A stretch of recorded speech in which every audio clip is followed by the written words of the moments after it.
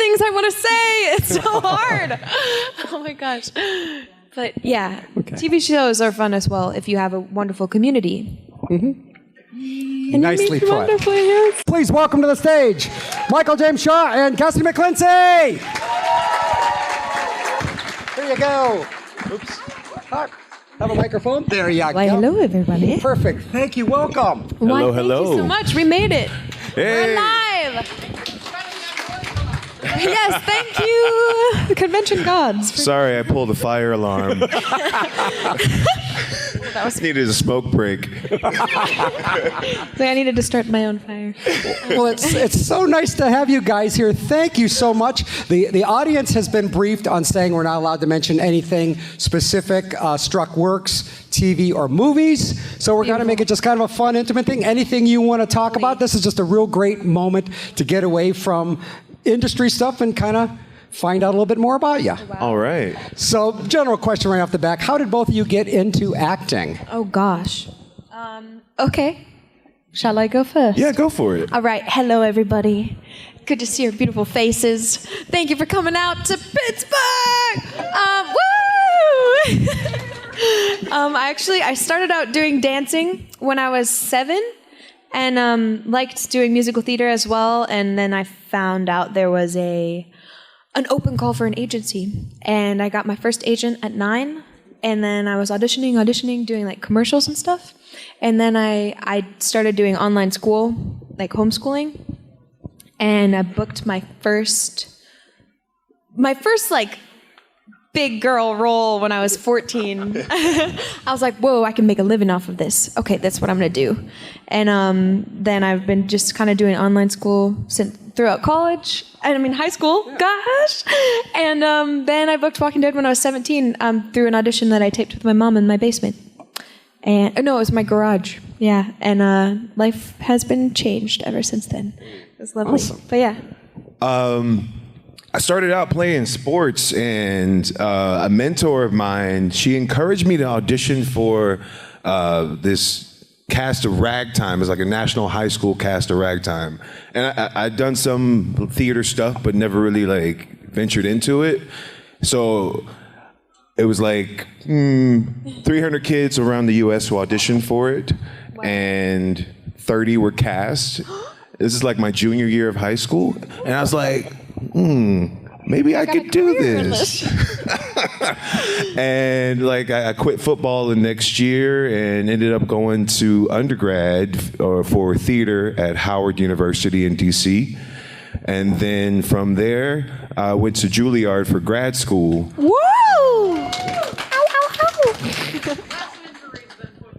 Amen. My knees have thanked me, even though one of them blew out last year, but they're lasting a little longer than they would have. But yeah, from there, it's just like a lot of theater in New York, and yeah, about 10 years in New York, and that kind of led to The Walking Dead much later. But yeah, I said the word. God damn it. That's okay. It's okay. Scratch that from the record. Scratch it. He didn't say. So- he said the shocking. The shocking shed. So, Walken. We're talking about Walken. Christopher Walken? Yeah. Yes. Walken. so I got to ask about Juilliard. Wow. What drew you into that program? That sounds like it'd be a rather intense program. Juilliard? Yeah. I actually, when I was auditioning for schools, I wanted to go to Yale. I wanted to do the Yale thing. And after actually going to Juilliard and like spending a day there, like they do a little callback where you get to like play games and work with the faculty. And I was like, oh, this is kind of cool. I could like learn a lot here and I feel safe. Yeah, so the audition process, is that what you're asking about? I'm kind of good. Yeah. Oh, so yeah, you go in and you do your monologue for like a council of like 13 professors. It's kind of weird and intimidating.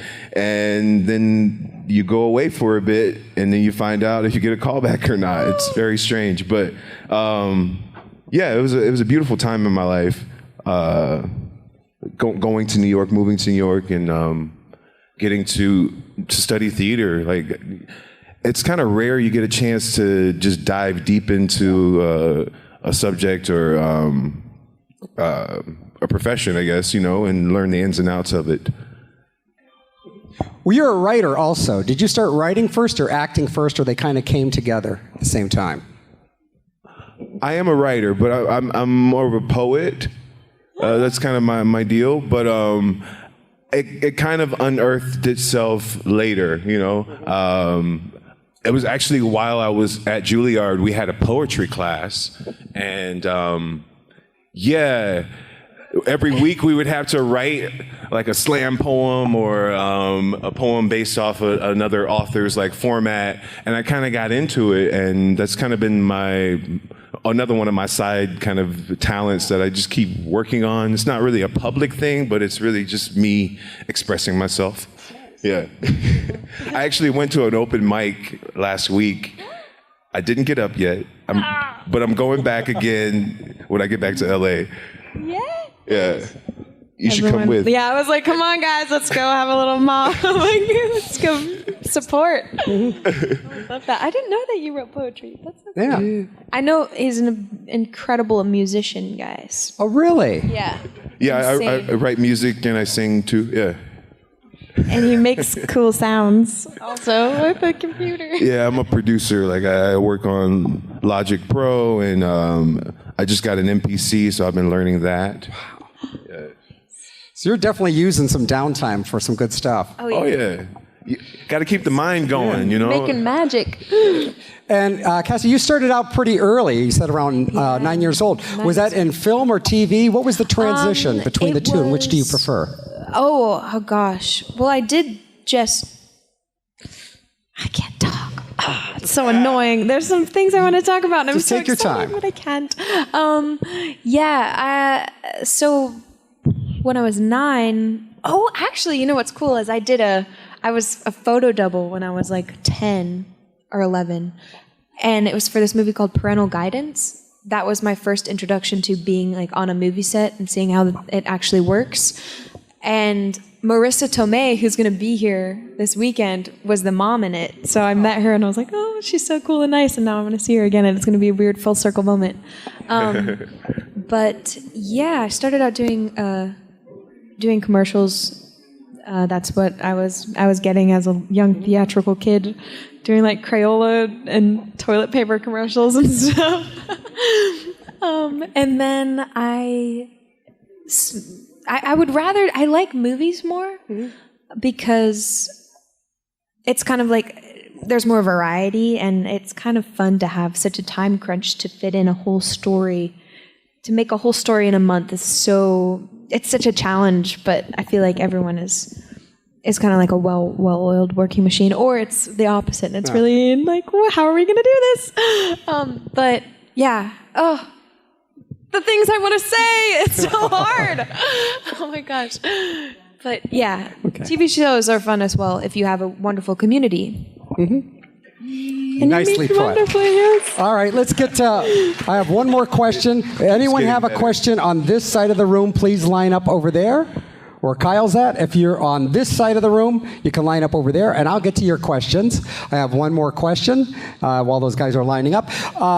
Obviously, the Comic-Con thing is quite a thing. What are your experiences with it? Are you kind of surprised by it, or having fun with it? I mean, this is a different animal. It is. Yeah, each one is a different vibe and a different energy, and it's cool to like travel and see how other fans around the world, around the states, like receive the you know, like we just came back from the UK. Manchester, yeah. And the fandom there is totally different, but it's still cool in its own right, you know? A lot of tattoos of the characters, like hardcore, like fans. No, but it's just like, it's great to celebrate the work that we got to put together and see how it was received. Because, you know, we were shooting in a bubble, especially the last bit.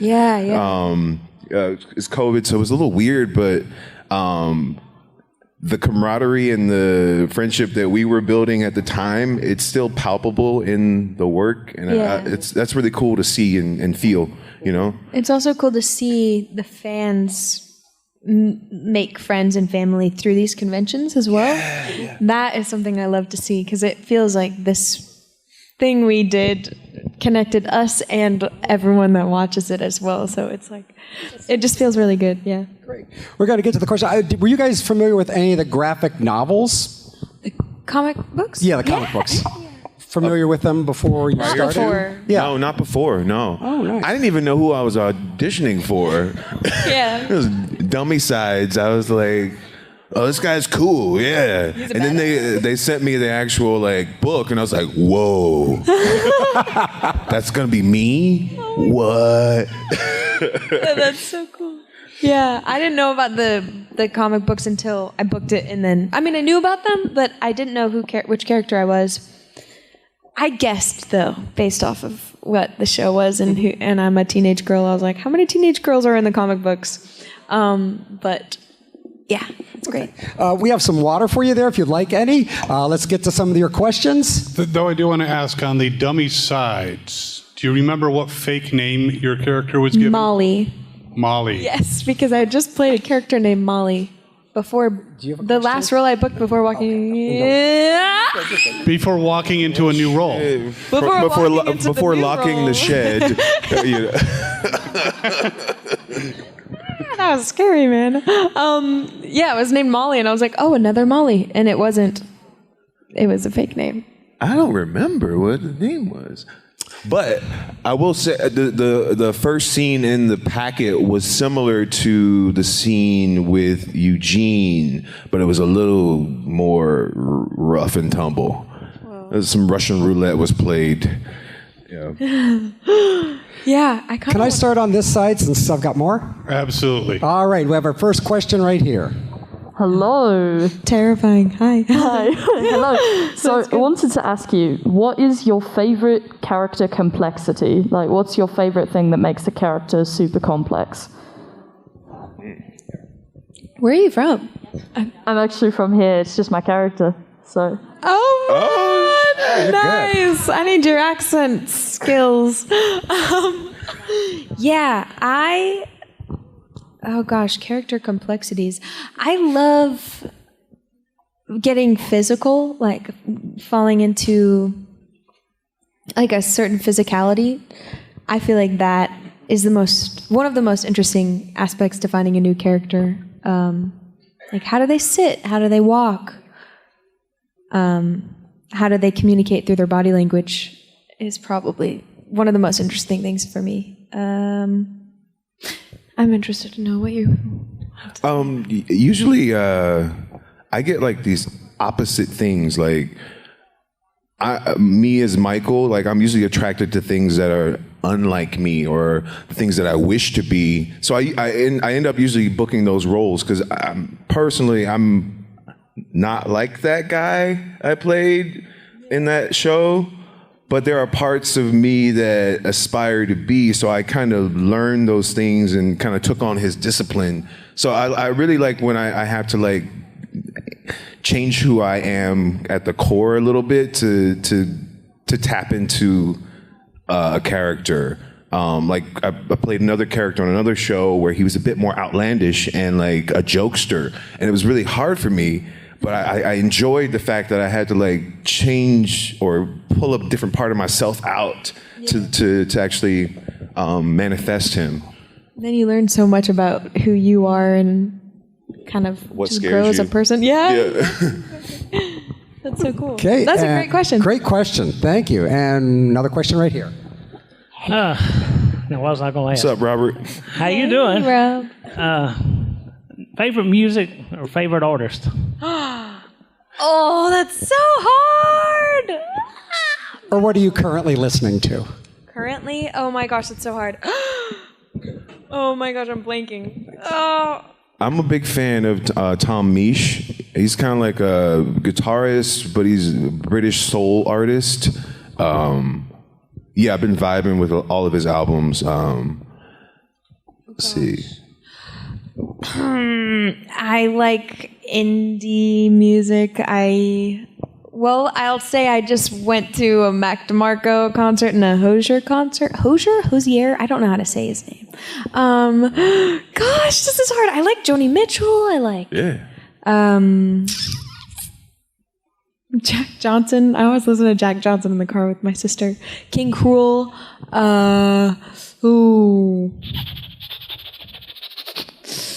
Yikes, this is so hard. My brain, like, it's everything. I change my music like I... Boo. Oh, It's getting hot in here. So take off all... Let's just kind of keep rolling with this, if we We'll can. keep rolling with it. Yeah. Michael, you said you make music. Can you tell us a little bit about that? Yeah, so I kind of started writing in high school. Like, this kid in the drama club had a guitar, and he was like super popular because he played and he was singing. I was like, I'm gonna learn how to play guitar. So I started writing in high school, and a big influence of mine, I love like Jimmy Jam and Terry Lewis. They're songwriters from like the 80s and 90s. I love I grew up kind of listening to like R&B, so it's like Usher, D'Angelo, that kind of vibe is all kind of mixed in, those kind of top lines. And then as a producer, I kind of grew up listening to Pharrell and a lot of that Neptune's kind of sound. So implementing those worlds together and creating my own little R&B like gumbo. But it's a little bit of rock, a little bit of like avant-garde, digital. Yeah, it's all those things. But it's just for me right now. I don't know if I'm gonna release anything. Maybe in the future. All right, let's get this last question over here, then we'll go to that side. So we'll kind of keep the music thing going because I had a question typed out that took way longer than I care to admit in front of everybody, but I can't ask it. So you said something about Logic Pro. So I do live music production. So the pandemic kind of forced us to record with people 12 feet apart, and that was super interesting, but I'm not a studio guy. So then I was reading stories of different composers recording 100 different instruments from an orchestra all in this little, 2x2 box. So the question kind of is, are you kind of the person that's able to pick up all those instruments and take Logic and mesh that into something that's cohesive, or are you getting friends to help you out with the different pieces of music? Yeah, every now and then I have a friend come in, I need help with the bass line or, different components of a song. But I'm pretty much building the whole soundscape, instrument by instrument or plug-in by plug-in myself. This is an interesting challenge. During the pandemic, I got bored and I started taking classes, and like it was a thing I always wanted to do but never had the time. So the pandemic offered a moment to like, let's just dig into this and see what we can do. And yeah, it's just been like a trial and error kind of like moment for me to just play and not have any judgment or any expectation, We have about 10 minutes left. I don't know if you guys got a photo op you have to be at or back at your table, but needless to say, let's knock out some more questions. We have about 9 minutes. Speed round. Yes. On the show Walking Dead, are you... On a show that you were on at some point in your life. Yeah. The Talking Heads. Were you ever allowed to do any of your own stunts, or they said you're not allowed to do any, like they left that to the professionals? I pretty much did all of my own stunts. I kind of like wanted it that way. It's just fun, like we had a great team behind us. Yeah. Monty and the whole crew, like it was kind of, it's fun because you show up on the day and you learn it and you do it. Yeah. It's not like you go to rehearsals or nothing like that. It's like, okay, you got this, go for it.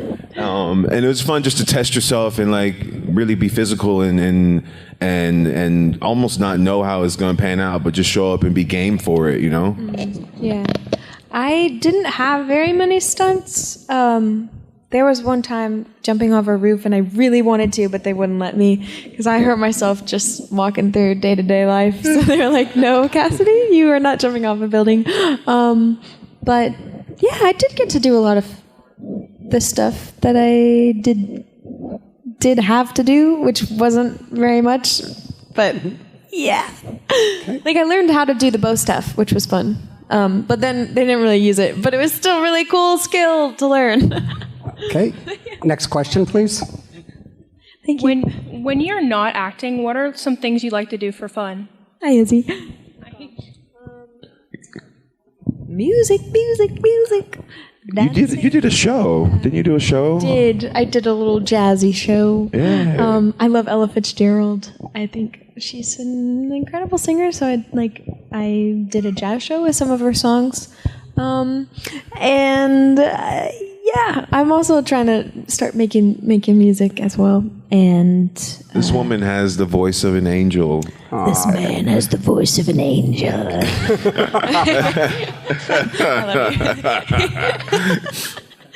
But yeah, I like that, and I like dancing. I love traveling, camping. I love the outdoors. But now with the strike and everything, I can write my own things. I need a creative outlet. I feel like I'm going crazy. But yeah, what about you? Well, we talked about some of the things I do, but right now, outside of music and trying to get up on stage for a poetry open mic, just trying to get my courage. I need to see. Just taking care of my body. I'm getting old, so I'm just kind of making sure that everything's in line as I age into whatever. But yeah, I tore my meniscus a year ago, so it's been a rehab project for myself. But now it's what are the things that were going wrong before I tore it that probably caused me to tear it? So just working on that. I would like to get back into grappling eventually once everything is all healed. While we were shooting the thing that we did in Georgia, I started practicing jiu-jitsu. That was one of the things I kind of took on. There's a lot of ex-military guys. It was good energy to be around and pick up information and get a vibe about who that guy was. So I was doing jiu-jitsu the whole time we were working on that thing in Georgia. We've got time for 2 more questions, and they'll be headed back to their table to do some signing or for a photo op. Are there any characters in the future that you want to play, like fictional characters? Whoa, hi Negan. Hello Negan. Oh gosh. I've always been interested in a female Joker, crazy kind of character. Yeah. I think something outrageous, something I've never done before, something just absolutely berserk is what I just want to lose it. I want to lose my cool. You didn't pull the fire alarm, did you? Oh, why? Of course not. Why would you ever say such a thing? It's all part of a master plan. No.